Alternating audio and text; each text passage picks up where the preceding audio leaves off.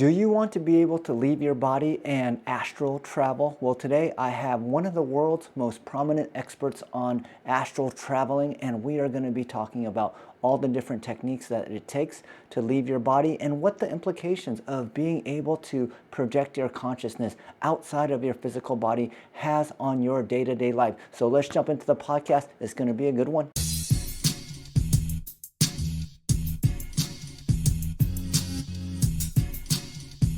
It's Seibo with the Silicon Valley to Spirituality Show. This week, I am very excited. I got an awesome guest. His name is Florentine Ionita. He is a teacher. He teaches expansion of consciousness, awakening, astral traveling, all things that we are all very much into.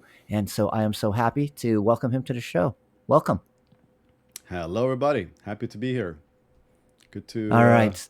see you, my friend. Yeah, so before I came on, I was asking Florentine, how would you like to be introduced? And he was telling me so many things have been changing. But before we get into the things that have been changing, can you give the audience just a quick background, who you are, how you got into astral traveling, and then we'll step into the conversation from there. Okay, yeah. Starting from the beginning, and that question is always a difficult one because when I look back, you know, and I think this is so true for many people. When does our spiritual journey start? It's like, is it that moment when something terrible happens and that changes your whole life back and forth, or is it the very small details, the small clues that were like kind of that you discovered throughout your journey? There's there's many points in the journey that can be discussed, but just a general overview. I'm someone that's always been a truth seeker. I've always been trying to understand how things work. From an early childhood, try to, I'll just break everything I found, all the toys, I'll just break them apart, trying to look inside and see how does it work? Why does it make a sound? I'll break the TV, try to figure out why there's people inside a TV.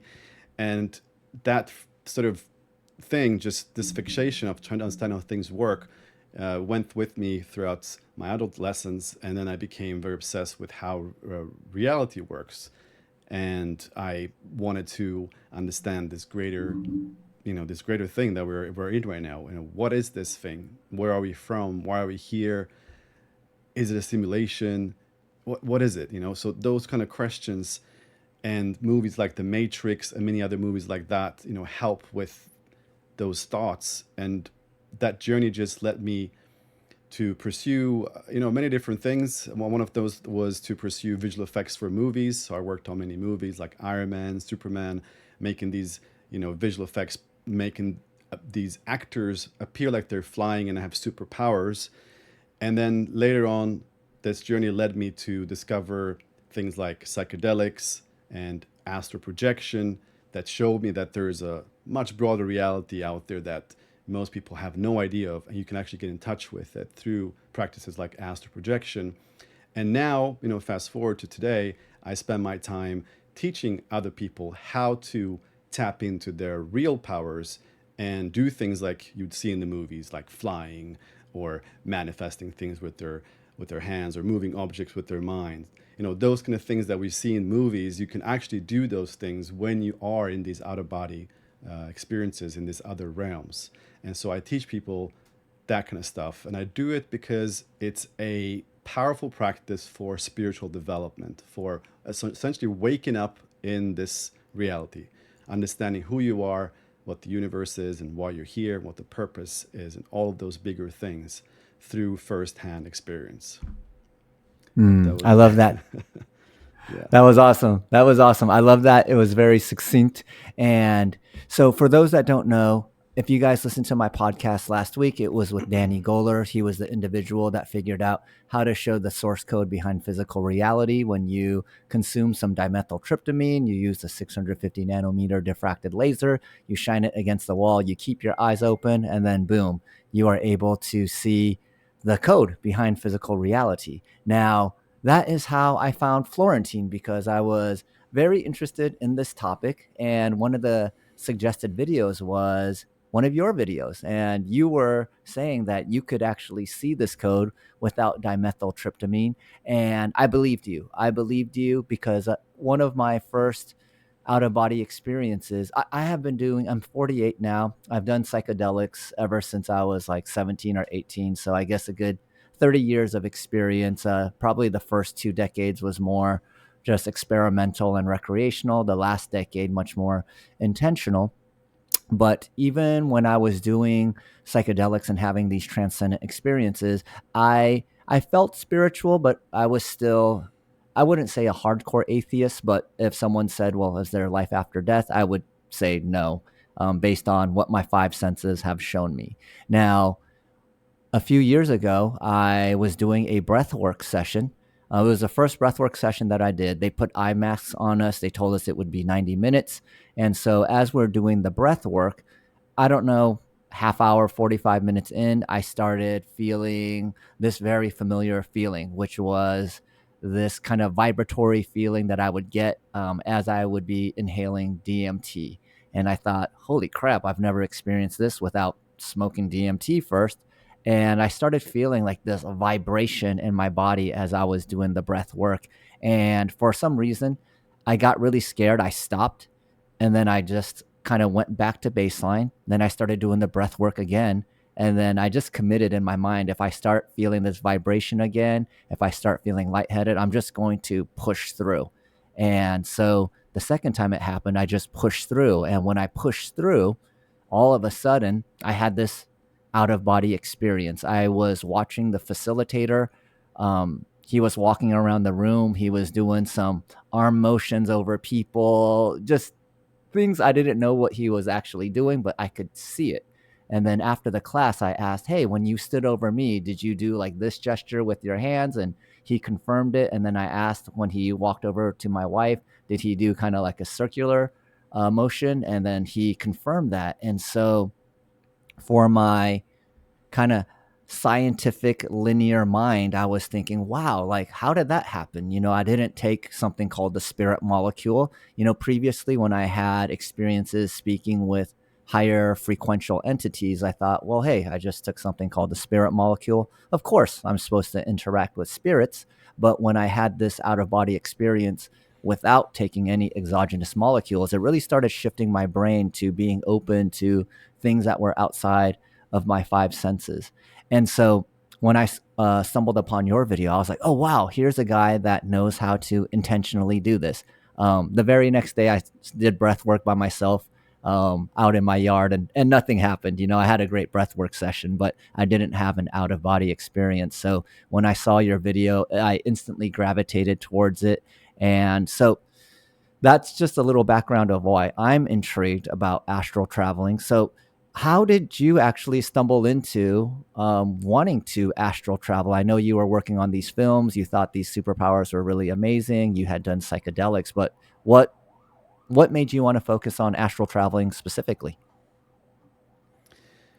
Well, it was the fact that I was looking for truth. I was trying to figure out what reality is. I was working on these movies as a job, as my on my work time, but on my free time, I was exploring spirituality. I was trying to figure out these bigger questions, and I was trying to figure out things. And I would go to different workshops and talk to different people.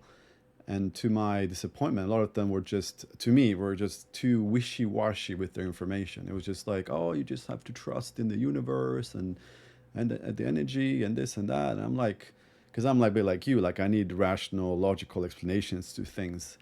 Just telling me that I just have to trust in the universe and just, these kind of things. This didn't really resonate. So I need something much more concrete. And just keep. I think when you keep asking these deeper questions, when you keep wanting to know the truth, you will be guided. This system is designed to take you on a journey where you can discover truth. If you truly want to, it will take you there. It will take you to places where you can meet people that will have some parts of the puzzle, that will give you some clues, and then they'll take you to another place, and then you meet this other person, or you go to an event, or slowly you start meeting the right people, and you start to you start it takes you to those places that have the real deal, the real information that you need. So even though in the beginning it might was a bit difficult to find the right people, after some time I ended up finding the right people, and I was guided to understand these different states. And it was a struggle in the beginning because I still had a. It was hard for me to believe that this stuff was really possible, because like many people, I need to see it to believe it. I need to really see some evidence. I can't just trust someone that says something just because they say it. So of course it took some time for me to really wrap my head around this, and it wasn't until I had my first experiences that everything changed, that everything just became, I was able to open myself up to that reality is definitely way more amazing and profound than what you would see with your eyes at first sight. There's so much more to it than what's just available to you in your eyesight or in your senses. Because, we have a few senses and they're very limited to a specific frequency band. A lot of people don't think about that, but animals can see more colors than we can, for example. Some animals can hear more sounds than we can, other frequencies than we can. And so we know that our perception is limited to a very small frequency band, which means that we essentially are tunnel visioned. We're tunnel visioned, we're also tunneled in our hearing. Everything is just filtered down so that we only experience a small fraction of what's really going on around us. And so then you have to understand that there is so much more that we don't perceive because they're outside of our senses. It's also reality, but it's just reality that we cannot perceive with our current, physical senses. But these practices allow us to get into altered states of consciousness where we can perceive things that are outside of our current perception. And that's exactly what astral projection does. And that opens up, a whole another world, because you realize that there's multiple worlds out there, multiple, I kind of like to call them simulations in a way, because that's how I see them. They're just multidimensional, and they're layered upon layered in different frequency of reality, and we can access them by tuning into them, just like a radio can tune into different radio channels. Hmm. Yeah, thank you. Thank you. So it sounded like you were seeking for answers, very curious, like people like you and I, when you got answers like, hey, just believe it, go with the flow, life is happening for you. Those answers, I guess, maybe sounded okay, but they weren't quite meaty enough to really sink your teeth into. And, you're actually, in my opinion, one of the perfect guests for this show, because a large majority of my audience are, I would say, spiritually curious. They've been fairly successful in their professional lives, didn't find the joy or purpose that they thought they would feel when they accomplished the things that they accomplished.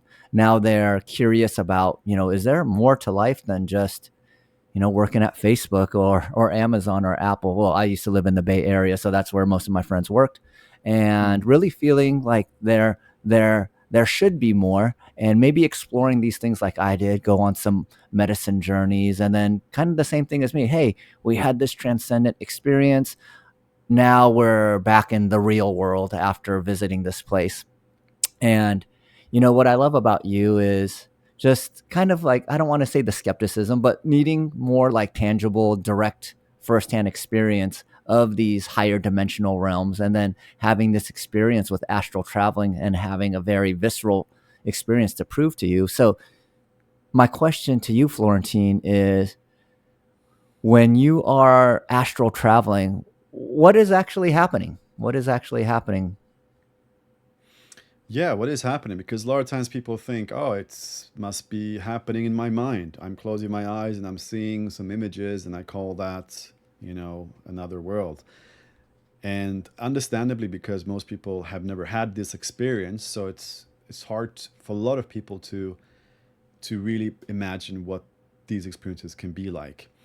And so the best way to describe how an astral projection experience is if you just sit up right now and go to your front door and just open it and then look out, and in that moment ask yourself, what are you experiencing? Well, that's how it feels to have an out of body experience. Is It's that real. It's the same as being here in the physical.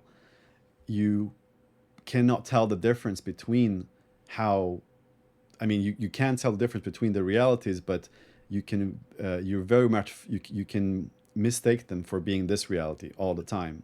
And this is something that happens with our students a lot of times when, they have their first out of body experience. They report back to us saying, "Hey, last night it happened, and I was so confused because I thought it wasn't happening. I just, I tried to get a body. I thought it didn't work. So then I decided to just go to the bathroom.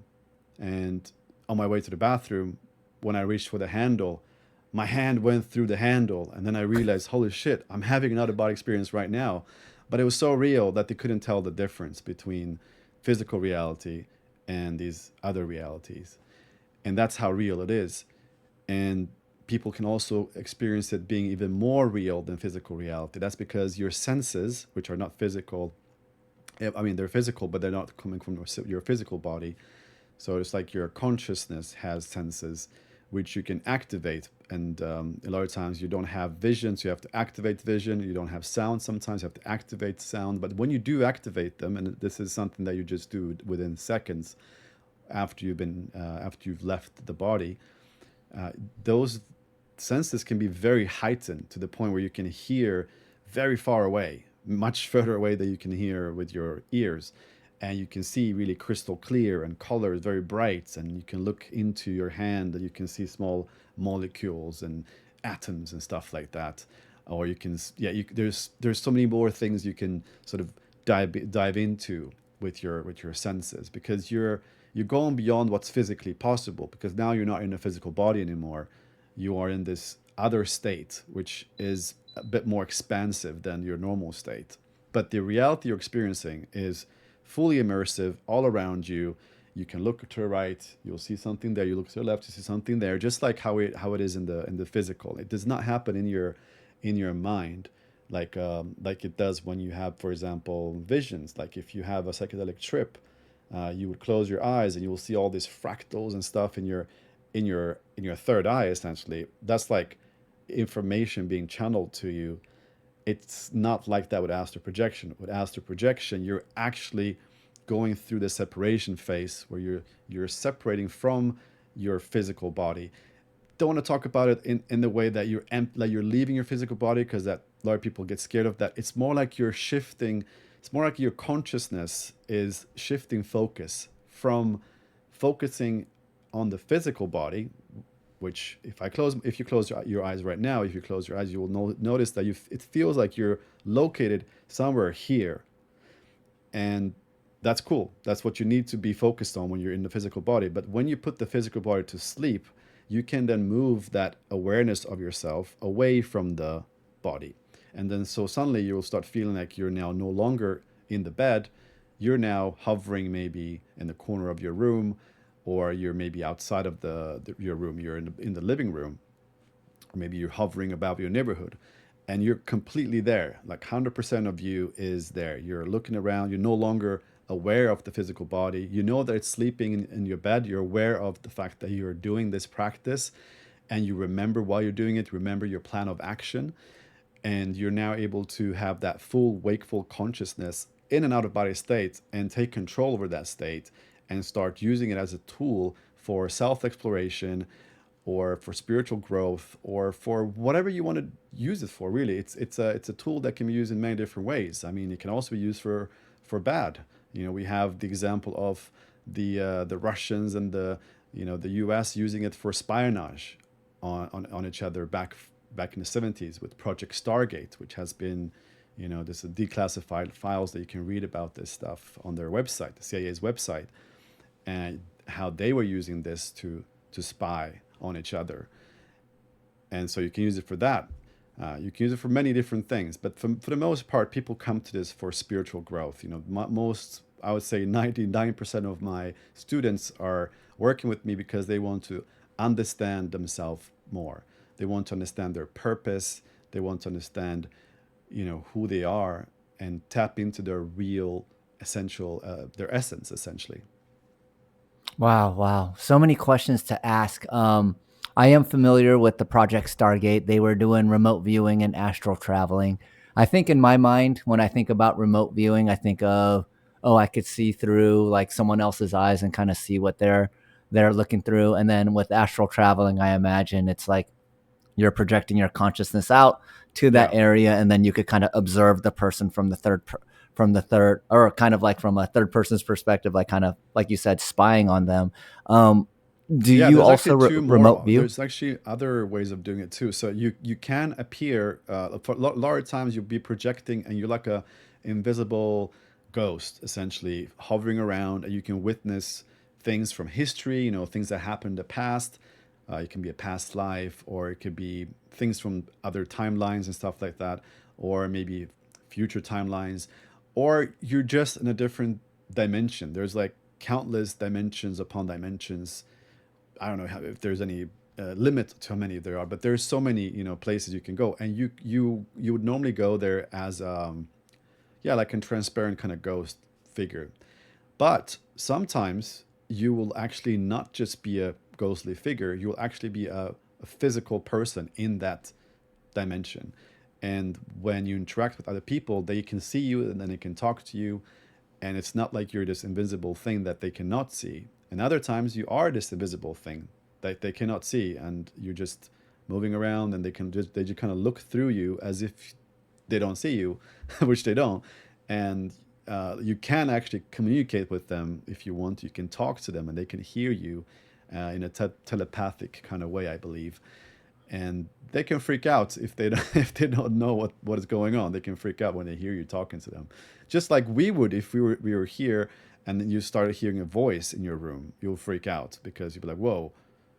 You know, if you're not familiar with non-physical entities, you'll be freaking out. It's kind of the same thing. So we have non-physical entities that can come to us, to our dimension, and interact with us in this sort of invisible way, and we can go to other places as well. And it's a whole, you know, universe out there to visit and learn from. Yeah, very interesting. I was actually thinking, you were talking about using it for nefarious means. So I usually think about when you're practicing these types of spiritual, I like to call them gifts or abilities. Most people are fairly grounded, wanting to use them for, as you said, spiritual growth or something more expansive, something positive. But could you learn these techniques to just see, like, hey, what's my wife doing tonight, and just follow her around town? Yeah, you could. And it reminds me of a really funny story. At one of the workshops that I would go to, there was this one guy that he would, you know, everybody else at the workshop was, you know, really fit in there. Like, you know, they were spiritual looking, you know, uh, everything just fit in. But this guy, he just didn't fit in. He just had a very weird energy. Did not did not have the normal classical profile. And you know, we found out later on that he was actually together with one of the women in the workshop, and she had a ring on her finger which was symbolizing a relationship that she had with someone in the astral. And so this guy wanted to learn how to astral project to go out there in the astral and beat that guy up. Wow, wow, very interesting. Yeah. um have you, like, okay, I don't want to stay too long on the spying and espionage stuff. I want to get more into the growth stuff, but my teenage curiosity is kind of taking over. So when like the Russians or the US were astral projecting and spying on each other, would their astral bodies ever cross paths, like, hey, here's a guy that's spying on us, we have to do something, or are they kind of hidden from each other as they're doing these things? Yeah, that's a really good question. I mean, there's going to be a lot of complication with all of that. Uh, there is a lot to say. I don't know all these details. I don't know if anybody does, unless you're working for the military. But I know that, for example, if you read one of Robert Monroe's books, When he goes to, in one of his experiences, he wants to go and see the I think the as a Kennedy assassination that he wants to go and see, and see what happened on that in that place. And when he gets there, there's like an out of body soldier that's saying, "Hey, the president does not take any visitors at this time," and he's not allowed to enter that space, Oh.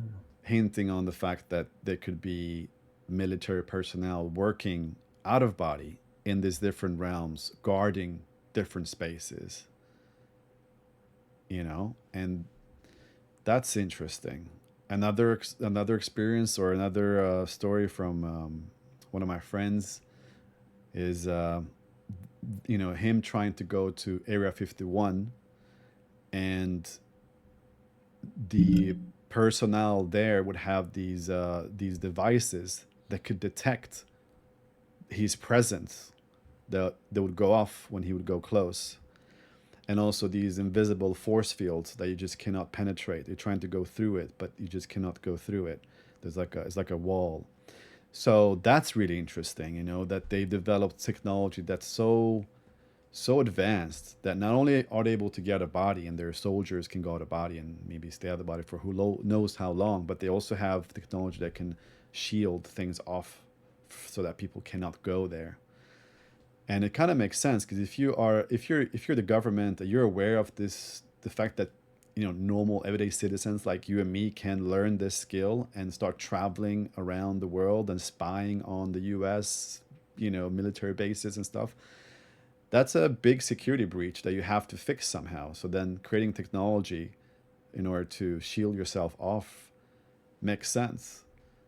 And it's Yeah. opening up a lot of interesting, things. How much more technology do they have that they're completely hiding from us?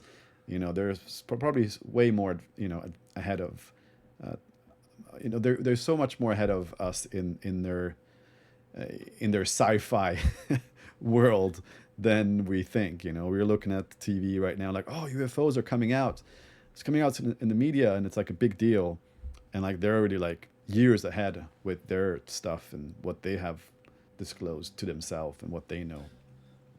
Yeah, it's kind of amazing to think, you had a background doing these superhero movies and now we're talking about stuff that is literally maybe even like more fantastic than some of these superhero movies that you've worked on, right? Like, to think Iron Man, he's just creating really advanced technology and but it's still kind of physical based, and to think about like what you were just speaking about, like people being able to astral travel and then the military having that ability and know how to prevent people that have learned this new skill to penetrate, and to be able to spy on them. It's almost mind-boggling to think that we're at this place in society where real life might be more interesting than the movies that we're watching.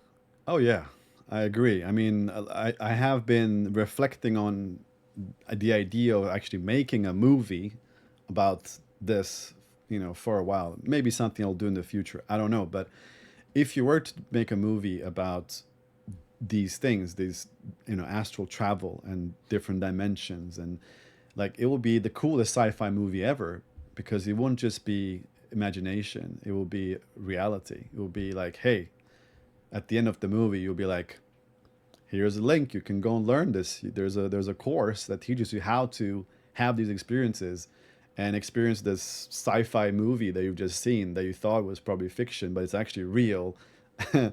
Like it's mind-blowing. It's really mind-blowing. The things that are real are so much more sci-fi than the movies we're watching. Yeah, one of my guides when I was meditating, I was asking this question, and the answer that my guide had given me was that like movies like The Matrix were basically preparing the collective consciousness to get a better understanding that this might not be base reality. There might be other types of realities. And then when I look at, a lot of the MCU movies coming out, they're talking about multiple timelines, multiple dimensions. There was that movie, Everything Everywhere All at Once. At least to me, it seems like, yeah, it really is kind of preparing the collective consciousness to understand like this idea might exist And then when they see someone like you going, wow, there's actually like a roadmap, there's like a framework for how to do this stuff. So I'm super excited to be living in this time and age. And so, what I wanted to ask you more on the spiritual growth side was, how do you use astral projection for personal development or spiritual growth? You know, kind of when I think about it, maybe it's a very simplistic and naive way to think about it, but I think about it as like, yeah, being able to like kind of go into outer space with my consciousness and like look at all these different like really fantastic things. But when I think about, okay, well, what does that actually mean to my spiritual growth or personal development? You know, I'd be curious, you know, how you've used astral projection to deepen your spiritual practices and improve yourself. Yeah, I think the best is to share, what I've seen from doing this for a few years, seen what I've seen my students, what they've done, and because I guess that's one of the unique seats or opportunity or privilege that I have as a teacher who's running a astral projection program, teaching this stuff to people. I get to hear, and on a daily basis I get to hear their experiences, and I get to see where they started and where they got with it and how it changed their life and all of the whole journey. And I got to see that with all the different students. And so after a few years of doing this, I started to get a much better understanding of this practice. And it's not just subjective, but it's like, it's a bit more objective, so to speak, because we're talking about multiple people, many hundreds of people that are doing this. And what I've seen, yes, you can travel, you can visit different places and have really cool experiences. Like, yeah, like you're in a sci-fi movie, essentially. I mean, you're traveling to places that have flying spaceships, and it's, cars are flying around the city. They have these med beds where you go inside and you heal in seconds. They have, hologram technology and telepathic communication, and they have clothes that can be like a part of their body. There's so many high tech stuff that you can see in these different realms, and that's super cool, especially if you're a technology nerd like I am. I'm looking at that kind of stuff, and I'm like, wow, this is mind blowing. And but then it's like, what does it actually mean in the end of the day? What kind of impact does it have on you? Because it's not just about having fun. It is fun, but what's the lasting impact? And the lasting impact, when I look at all my students and myself, really is those key things like losing the fear of death. That's one of the big ones. Realizing that there's more to life than this life here, that you will continue after physical death. And that brings a lot of peace and sort of peace and healing to one's life. Feeling this fear of dying, for yourself, goes away, and you just start to feel a bit more comfortable with the idea of the end of life and what that means. And also for other people, other close people to you, maybe family members or maybe close friends, the idea that they die here, or they have died, what that means, that also changes your perspective on that. You no longer see it as this terrible, you know the worst thing that can possibly happen is that someone close to you dies, for most people. And of course you're going to miss them because you're not going to see them in the physical for quite some time. But knowing that they're going to continue, and knowing that you can visit them if you learn the skill, is going to give you a lot of comfort. And also just understanding that death is not a terrible thing. It's just a natural transition to leads to another experience. Knowing that and not just believing that makes a big difference. So I think the whole sector with death, that's gonna change a lot about how you feel about life and how you feel about yourself and all your fears and stuff like that. Many of your fears are connected to dying. So if you lose the fear of dying, you're gonna lose a lot of other fears as well. You're gonna be able to live much more peacefully and in just be more at peace with the world around you and yourself. So that's a big one. And the other one is connected to that, which is also letting go of worries and confusion around what life is and what you're supposed to do. If you can then have an out of body experience where you speak to your spirit guides, for example, which is one of those common things that people will do. Consult with the spirit guide, ask them, why are they here? Why did they come to this world? What was their purpose? And then get an answer to that question, and then have more clarity on why things are happening in your life, and then knowing what to do next. That can bring a lot of peace as well. And that's one of those spiritual things that people will do, is to connect with their spirit guides or their angels, these non-physical entities that are always around us, that guides us, that helps us through this lifetime, and has helped them through other lifetimes as well. And being able to not just hear them, because sometimes people can hear their spirit guides, but actually be able to meet them, see them, and have that back and forth conversation. That's very powerful. Or with the loved one as well, a loved one that has passed over, be able to meet them and talk to them. That's also super powerful and very healing as well. And then there is, tapping into the Akashic records, finding out things about your past life, how that's connected to this life, gathering information. We live in the era of information right now, and in the internet is such a big deal for us. We cannot really imagine life without the internet. Well, this is kind of like the internet, but on steroids, because you can access the universal internet, as I like to call it, where you can travel to other places and gather information. And how much more powerful are we with the internet versus without the internet, right? You have to think about it like that. How much more powerful would you be if you can tap into the larger reality beyond this physical dimension? Way more powerful. And it just gives you that perspective on things. It gives you that bigger perspective on what life is, what you are.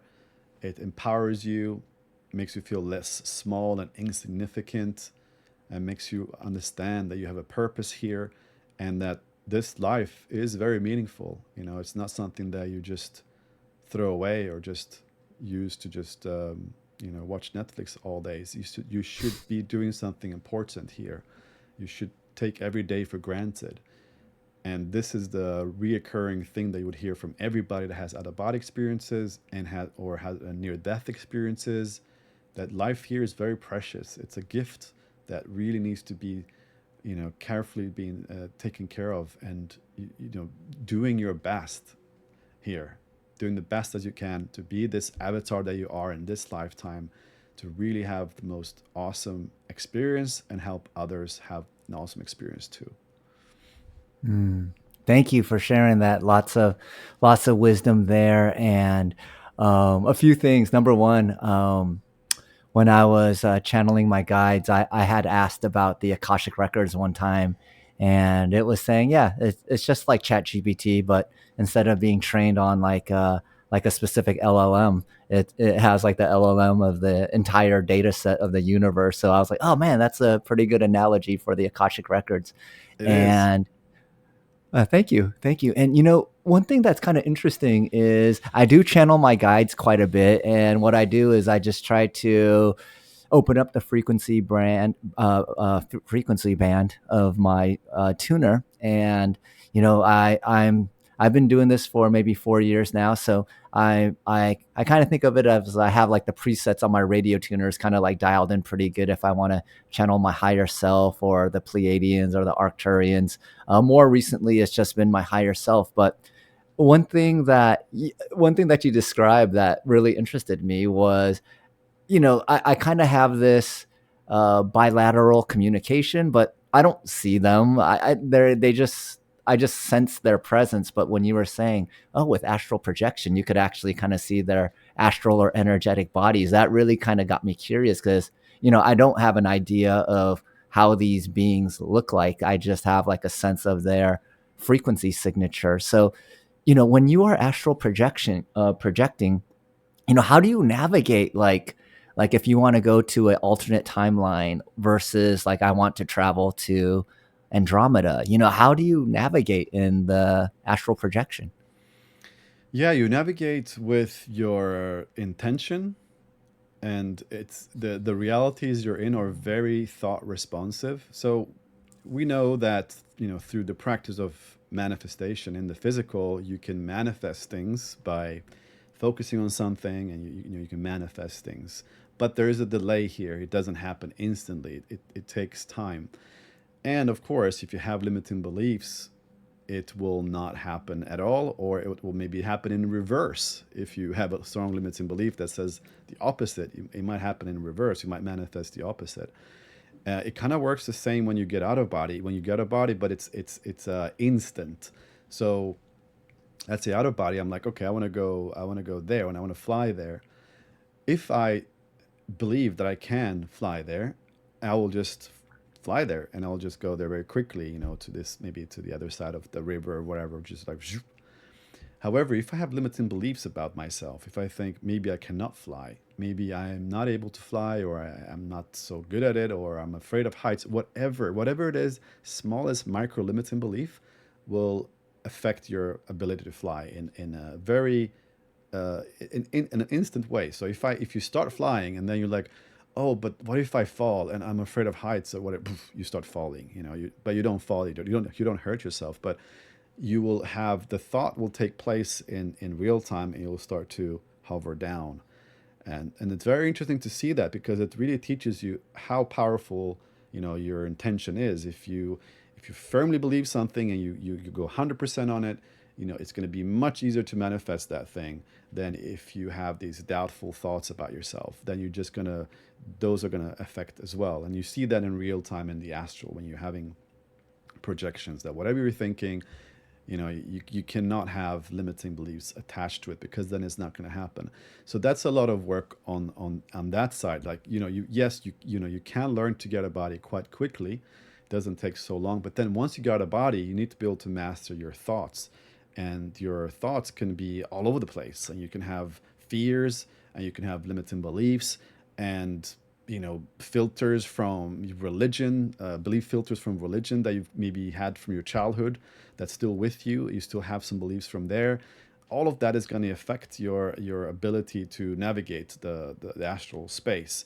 And you need to work with your thoughts a lot with your beliefs and stuff, because even if you try to go somewhere, like, let's say you just really want to go to this place, well, if you have beliefs that goes against that, or fears that goes against that, or you just not you cannot hold that frequency. If you want to go to a very beautiful and spiritual place full of love, and everyone is just really happy, and there's like bliss, you cannot go there if you still hold on to lots of fear and trauma and greed and stuff like that.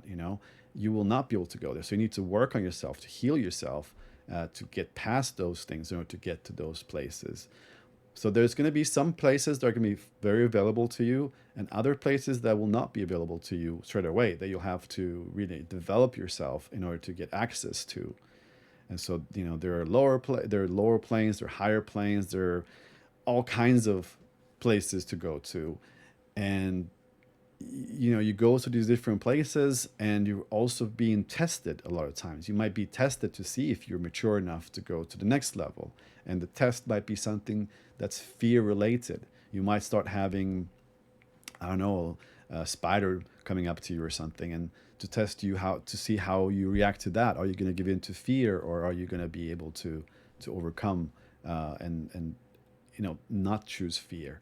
So we have a spiritual practice that we're doing here in the physical. Let's call it the physical uh, game that we're playing here, and it's a lot of it is about, are you going to choose fear, or are you going to choose love in all of these different interactions that you're facing, or different situations. Every time you choose love, it usually takes you to a higher place. Every time you choose fear, it usually takes you to a darker place in the physical.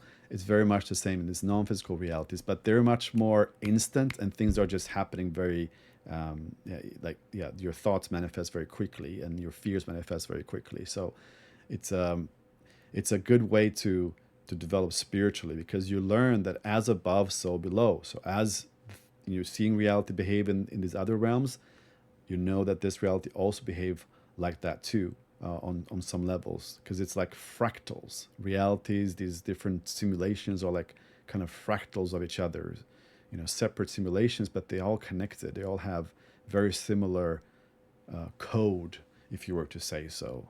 the source code is very similar. It's all about love in the end. you know. Yeah. Yeah, I love the love frequency, and yeah, it sounded like, yeah, on these higher realms that you could travel to, there's less latency between like your limiting beliefs, thoughts, and fears with like the outcomes. So you could see really quickly, like, hey, if I want to go to this really beautiful place, but then there's some sort of like shadow or trauma that you haven't addressed yet, like it will be instantaneous to you. So you'll have the kind of like feedback of like, hey, this might be a shadow that I need to work on. Is that correct? Like kind of like how you use the That's a great example. And what I've seen with my students is that yeah, they want to travel to the coolest places and reach the highest realms and experience oneness and all that stuff. That's what everyone wants, right? Same with it's very similar to psychedelics. People go to psychedelics because they want to have these profound spiritual experiences as well. But similar to psychedelics, that's not necessarily where you're going to start off. Like you might have your first ayahuasca ceremony, and it's going to take you through a very difficult, challenging trip. It can be similar with astral projection, but not anywhere close as hardcore as these psychedelic ones. Psychedelics, if you're prepared or not prepared, it will still take you through the craziest, roller coaster ride that you might not be prepared for at all. It might take you through the worst of the worst kind of nightmarish experience. We call that a bad trip. And you might regret having that experience. And when you're in that experience, you're not able to stop it. It's going to go on for a few hours until it's over. And hopefully, you come out of it in a good way. But sometimes people don't. So there's a risk there. But with astral projection, when you have an experience, even if it can be a challenging experience, you can first of all you're navigating it in real time soberly, and it's not something that just takes you on a ride that you cannot control. It takes you to places that you have the opportunity to say, no, I'm not ready for this right now. An example of this is, I had a student who would go out of body. Great, she managed to have an out of body experience, but then she would constantly be taken back to her childhood home where she was physically abused, sexually abused. And that's not something that you want to experience, obviously.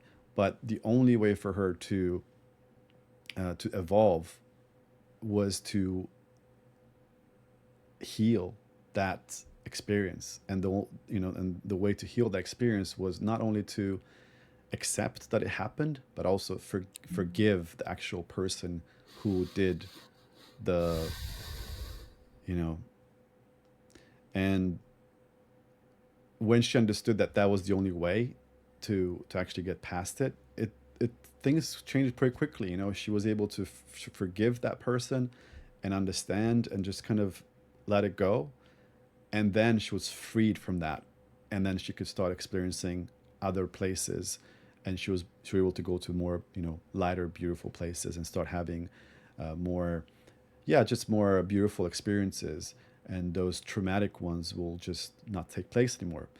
So those traumatic ones take place because it's showing us things that we have to heal about ourselves that we haven't. We hear people talking about, oh, there's, I was attacked by demons and this and that happened. And then if you listen to their story, they're people that were really, heavily ingrained in some sort of religion when they're younger.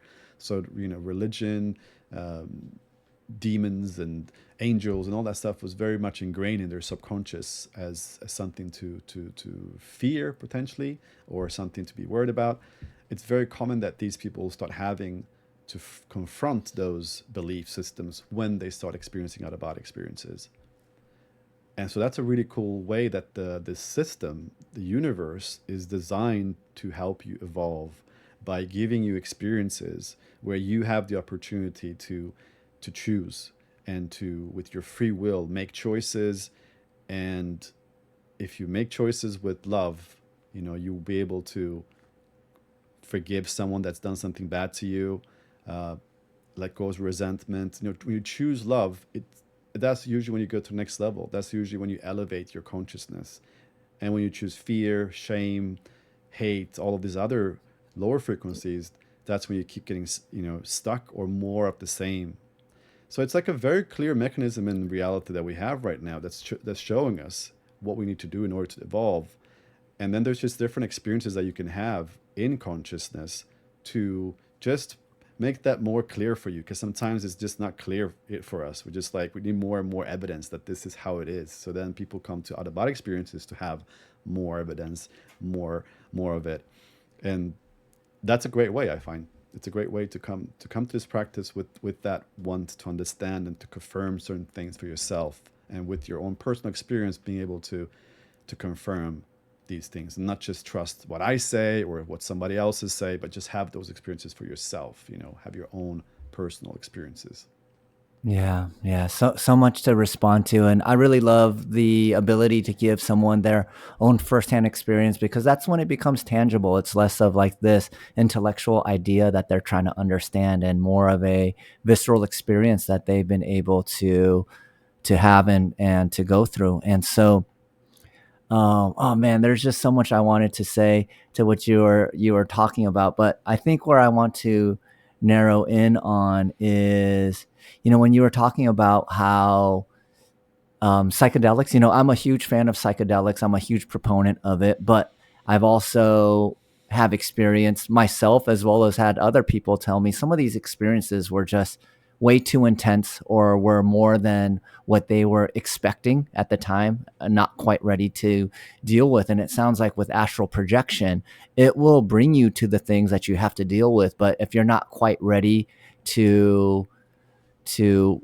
re-experience those emotions, or to relive that experience again, you can have the choice to kind of back out. Whereas with psychedelics, it's like once you're on that ride and you're being confronted with some of your shadows or some of your traumas, at least for me, it's kind of like, well, there's no kind of hitting the parachute right now. We're in this journey. And what I found, I've had um, my last ayahuasca experience was actually my first. I discovered ayahuasca maybe 15 years ago, and have had many opportunities to do it, but for whatever reason, one thing or another came up.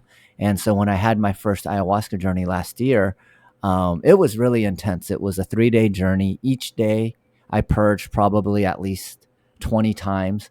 And I remember the in the second night, as I'm purging, I was just thinking, man, I just can't wait for these 3 days to be over. I'm just back in my bed again, sleeping in my own Yeah. bed, all of that stuff. And as I can I resonate with resist, that. yeah, yeah. And as I was resisting more, I felt like I was getting more and more uncomfortable. And what it was, the medicine was really trying to show me, was to just be here present, not to think, not to project my consciousness into the future. And that this was an experience I've been waiting 15 years for. So why am I, once my physical body was experiencing something that wasn't pleasant, I wanted to be in a different place.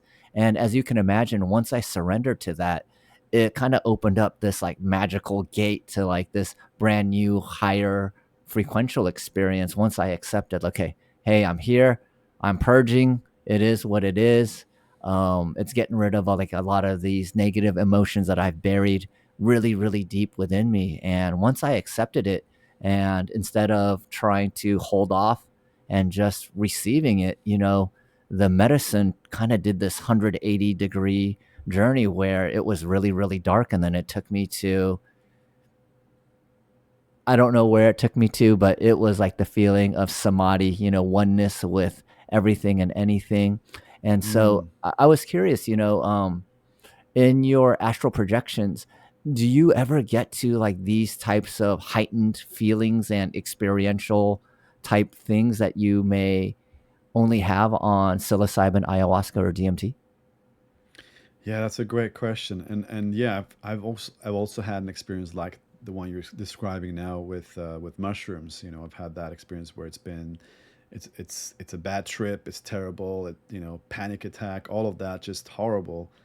And then there's this moment where you just kind of like you just let go and just accept that, yeah, maybe your worst nightmares are gonna actually happen. You're gonna die, or you're gonna get injured, or whatever it is. All of those fears that you're having in that moment, panic you're having, you just allow them to you just let go and you accept them.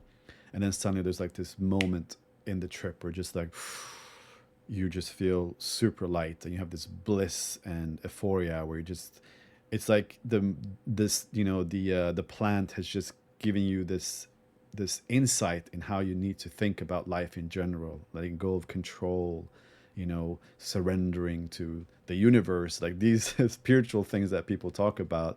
You get to experience it firsthand. I think psychedelics are really good like that, to give you these very emotional, very potent experiences, very emotional experiences like that. For me, astral projection hasn't not like I haven't had many experiences that have been very like so emotional, like because you have to think about when you are under the influence of some sort of substance, it does mess with your whole biological system. It's your dopamine levels, like everything is being affected. It's like it's very powerful. That's why you can experience a lot of bliss, and you can also experience a lot of fear, and like it can really rock your system. The astral projection experiences are much more subtle, and if you do start to feel very intense emotions, it will usually pull you back to your body, because the body will also feel those emotions, and your pulse will go up, the body will wake up, and you will be sucked back. That's why a lot of times when you Mm. explore, one of the things is that you have to learn to remain calm and keep yourself in a very calm, unreactive state when you're exploring. So even if you see the most amazing fountain that has music coming out of it, and there's emotions that you haven't felt before coming from that fountain, and there's sounds of angels singing, and you're like, yeah, you can be very emotional. You can start getting tears, and you can be like, you can really feel you can feel that. You can also feel someone's presence. Maybe it's like you're meeting with your deceased loved one, your mother, your father, maybe haven't seen for a while, and then of course, you're gonna feel some very strong emotions. But you have to remain calm, because otherwise the experience will end. So it's a good safety mechanism in a way, but it's also a bit annoying, because you can be right at the peak of the experience, and then poof, you're sucked back to the body, and then you're like, damn it. And then you have to learn how Yeah. to just be cool, be more chill. But you Yeah. can experience very powerful emotions. It's still, you can definitely do that. And another thing I just wanted to add to that is that you're going to be able to have experiences that you haven't had in the physical.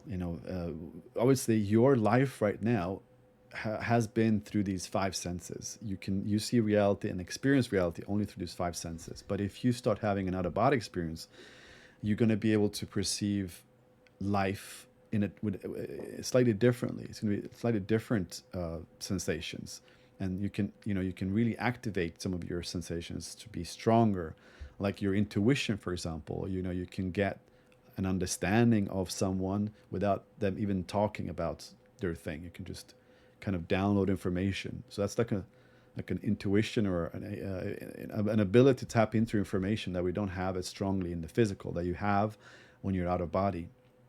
A lot of times, if I'm traveling and then I'm talking to somebody else, and they're a bit more advanced, because there's going to be dimensions where people or beings or people are very advanced, and some that are really not advanced. They're just like caveman, basically. There's going to be everything, all kinds of levels of evolution of consciousness.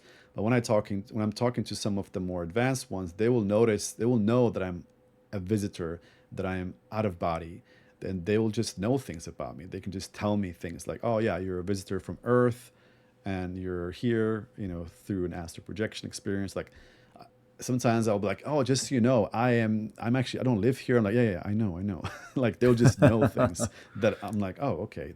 So they can tap into the to my field, and they can read things about me, and I can also do that with other people. And it's like you don't have anything to hide.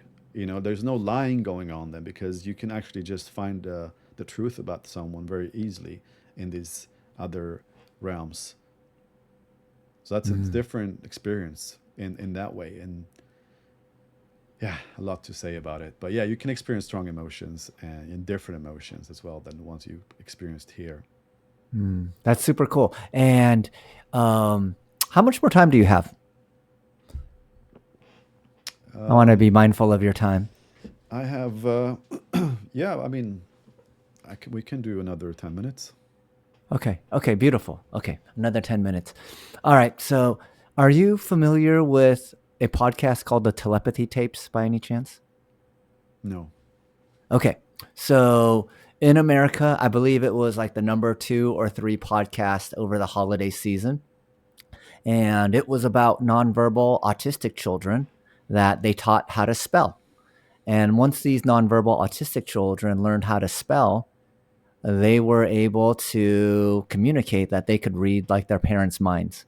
The parents would look at random number generators in another room, and the kid would type out the number in a different room. And it wasn't with like 70 or 80 or 90% accuracy, it was with 100% accuracy. And Mm. as they started studying more of these nonverbal autistic children, they started realizing, oh, telepathy is just the very beginning of this. Like one child, the mother read Harry Potter.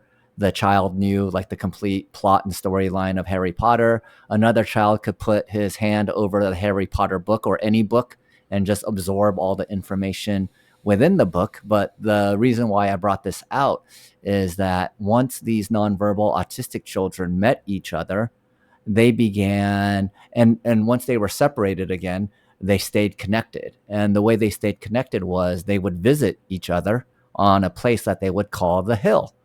And the hill would be a place where they would all astral project into and be able to hang out together.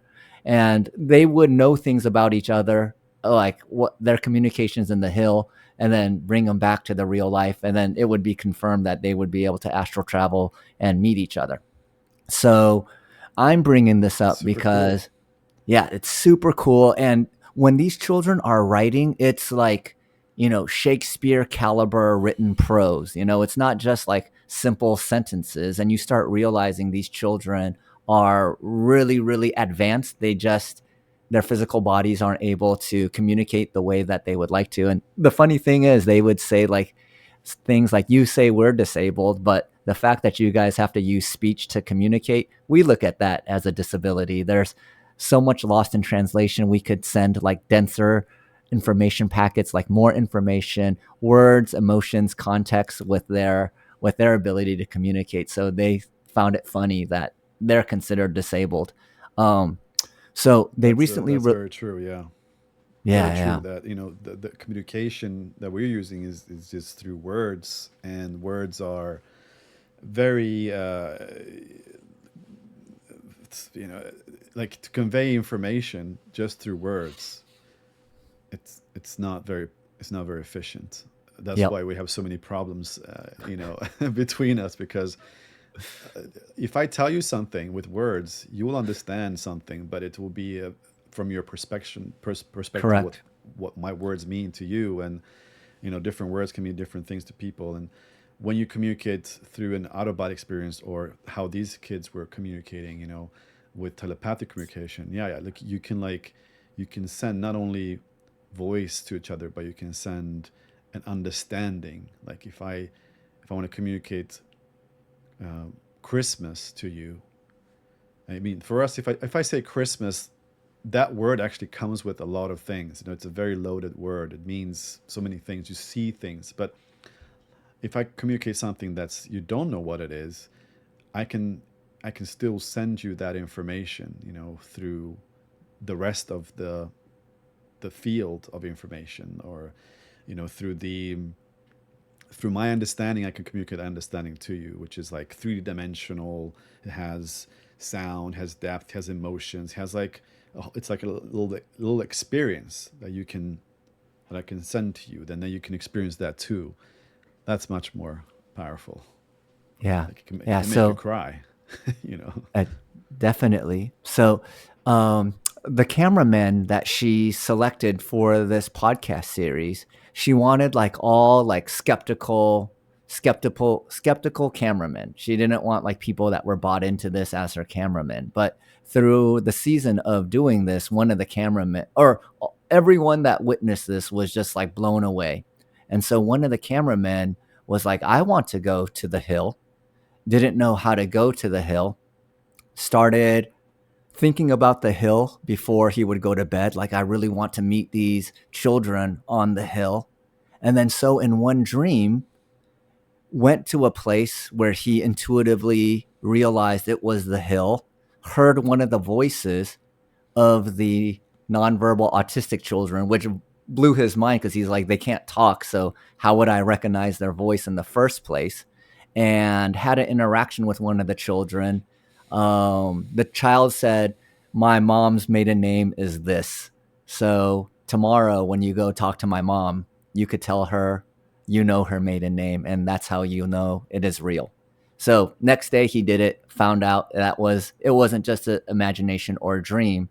Then it got me thinking, is there overlap between dreaming and astral traveling? And when you're dreaming, are you doing a form of astral traveling? So that was my super long setup to this very simple question. Yeah. Yeah. It's like dreams are a form of astral projection. It's like, it's more like the way I like to think about it is consciousness is able to experience different types of realities. We are now experiencing the physical reality right now.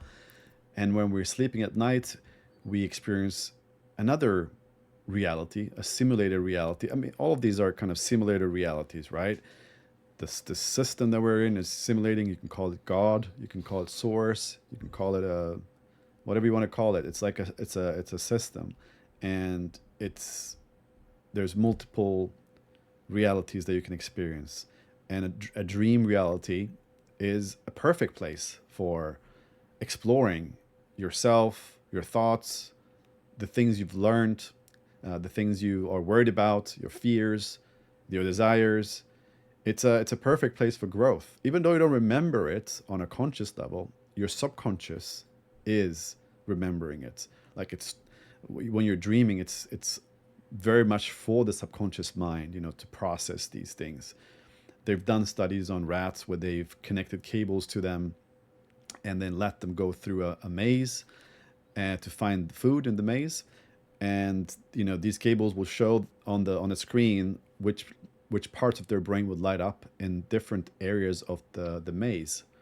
And then what they did was they let these cables on to the mice when they went to sleep.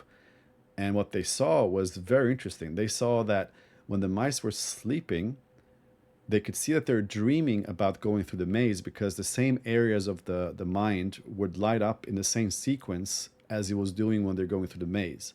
But what was interesting was that it was not just going from the beginning to the end of the maze. It was also going backwards, and it was doing it at twice the speed. So it's like the mind is using dreams to simulate what it's been learning in order to facilitate deeper learning, to facilitate that really deep subconscious learning that gives you the ability to do a sport or drive a car on autopilot. When you drive a car, you can just drive. You don't have to think about it. But that's because when you're dreaming, all of that things that you've been learning throughout the day consciously is now being stored in your subconscious. And it's almost like a program that's been now installed in your subconscious. That happens a lot in the dream state. So dreams are a simulated reality that's good for learning and growing and updates and all that kind of stuff. It's Yeah. different to an astral projection experience, though. It is the same as a lucid dream, however, but a lucid dream is when you can control it, when you're aware, oh, I am now in my dreams. All right, let me fly. Let me have a lot of sex, whatever it is that you want to do. In a lucid dream, you can do whatever you want. You are like you're the one creating that reality. You're the one simulating the reality with your thoughts, with your imagination. You can change the colors of the walls of the buildings around you. You can change the scenery altogether and just make a different scenery. Whatever you want, you can just do whatever you want. It's your dream. It's your simulated reality. You're the explorer of that reality and you are the creator of that reality. But usually those realities are kind of unstable. So if you look at the horizon of a lucid dream, you might see this kind of like wobbly thing going on where the ground is kind of morphing and changing together and it's kind of merging with the sky. It's not that is not very stable. Now, if you have an out of body experience and you're visiting a an actual place that exists beyond your own consciousness, that's not something that's generated by you, that's actually a dimension uh, that's shared by other consciousness beings. Well, you're not going to be able to change the walls of buildings like you want, because there's going to be more people there that are also part of that reality, and they know that those buildings are a specific color, so you're not going to have the same powers in that space, and things are going to be much more solid. Just like here, when you look around, things are there. If you look to the left, you look to the right, look back, your window that was on your left side is not going to disappear and turn into a door like it does in a dream. It will still be a window when you look back. So the realities are stable, and they're more objective realities that you visit when you have a astral projection. Thank you. But it does get confusing sometimes, because it's a lot of times you would merge from one to another. So you might start off with not about experience, and then at some point you go through a door, and that door is like a symbol of a transition point that takes you to a lucid dream experience. So that's when it can be very difficult for explorers to know for certain everything that they saw, what it was for sure. It's hard to know with that 100% certainty that what you saw was 100% real, because of this transition that can happen from a lucid dream to a objective reality. And the only way Yeah. to really know is by becoming better and better at raising your awareness and bringing with you a very heightened state of awareness, where you can be very critical of your reality, where you can tell what's going on. You can tell if it's a lucid dream environment or if it is an astral projection environment. So I hope that makes more sense. Totally, totally. And when you were discussing the mice and how they were reprogramming their subconscious in their dream state, I got a little download from my guide to share with you. It said that, yeah, like think of it like when the mice are dreaming, like the information that they had from the maze, it was like kind of like on the application layer of their brain. But as they're dreaming, it's pushing it down into the operating system layer so that it's just intrinsically a part of them. So just like you were saying, you could drive home without even thinking about the steering wheel or the gas and brake and stuff like that. So I thought that was a pretty cool analogy to think about Yeah, that's powerful. the There is a conscious. saying, that you should sleep on it, sleep on it. And that saying has a lot of value, because it's true that if you do sleep on something, you will have a better you're going to be better at next day. If you just learn to play golf, you go to sleep, the next day you'll be better at playing golf than you were the day before, because you will do this in your dream as well. No matter if you remember it or not. Most people don't remember their dreams, which is yeah, it's just the way it is. I don't think you necessarily need to remember your dreams for them to be effectful. I think they're still going to be doing their thing, no matter if you remember them or not. There's still going to be updating your drivers, so to speak, in your system. So, if someone is interested in these out of body experiences and being able to astral travel, how does a course look like? How much time commitment it is? Can you tell us a little bit about that? Yeah, so it's like this. We have a 12 weeks course. 12 weeks to It takes 12 weeks to learn all the three methods that we teach. We teach three methods, because there are three main methods for astral projection. One is how to do it through lucid dreaming, by having lucid dreams and then transition from a lucid dream into an astral projection. The other one is how to have the experiences upon awakening from sleep. So there's a window of opportunity when you wake up from sleep, where you can enter these realms. And then the third one is through the direct method, which is how we can meditate ourselves, from being awake all the way down into that theta brainwave state, and then project from there. So these are the three methods. In order to learn those, you need a good amount of time to have time to experiment with them, and to learn what to do, and then practice them, and then come to the coaching sessions that we provide, where you can actually troubleshoot with us in a personal way. So you will explain to us, what you did, what didn't work for you, where you got stuck, And then because we've worked with hundreds of students, we can just tell you exactly what you need to do differently next time in order to have success, because we know, all the pitfalls. And this saves people years, literally years, because if you try to do this on your own, you will get stuck and confused and frustrated, and you will lose hope that it's even possible or that you can do it. Yeah, like it just, people give up at some point, and they just never do it, which is really sad, because if you actually do it with help, with our help, you will get there in weeks. You might even get there on the first attempt, having your first experience, which happens all the time. It's not about how fast you do it, it's really about how well you've learned the system, so that you can trigger an out of body experience on a regular basis. And that's what we focus on the most, is really the practical aspects of what is it that makes an out of body experience happen, and what is it that makes it happen for you, because everybody's going to be different. So what works for you is not necessarily going to be the same thing as what works for somebody else. So through experimentation, we do that in the program, experimenting, trial and error, tracking everything, coming to coaching sessions, we fine tune your practice, and then at the end, we're able to create a projection blueprint, which is the blueprint of what makes projection possible for you. And then once you have that, you can astral project on a regular basis. And so it's really the most advanced program that exists at the moment online. Not only because I say it, but because we have countless students that have been to places like the Monroe Institute, and they've told us that they didn't have any experiences there, and they had it with our program. And so Mhm. that will be, in a nutshell, what it's about. And you don't really need to spend all your time doing this. I would say you need 3 hours 3 times a week. Just like if you want to build muscles at the gym, you will need to practice, train for a few hours per week.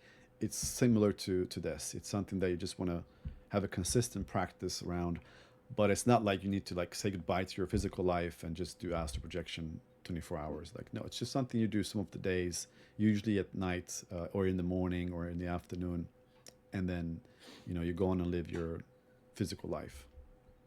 Beautiful, beautiful. So I'll put a link in the show notes below if you want to check out the course. And again, thank you so much for sharing all your information. And I'm a big proponent that learning this stuff on your own is super challenging. I meditated Yeah. probably 8 or 9 years on my own before I hired a meditation coach, and just a few little uh, nuance changes, really allowed me to really start tapping into my guides and things of that nature. So I'm a huge proponent of it. And I have looked at some of the Monroe research stuff, and I'm very eager. I'm probably going to sign up for your class as well, because it is something that I find myself naturally gravitating towards. And I don't want to spend 8 to 10 years when I could just spend a little bit of money and learn these things much more quickly.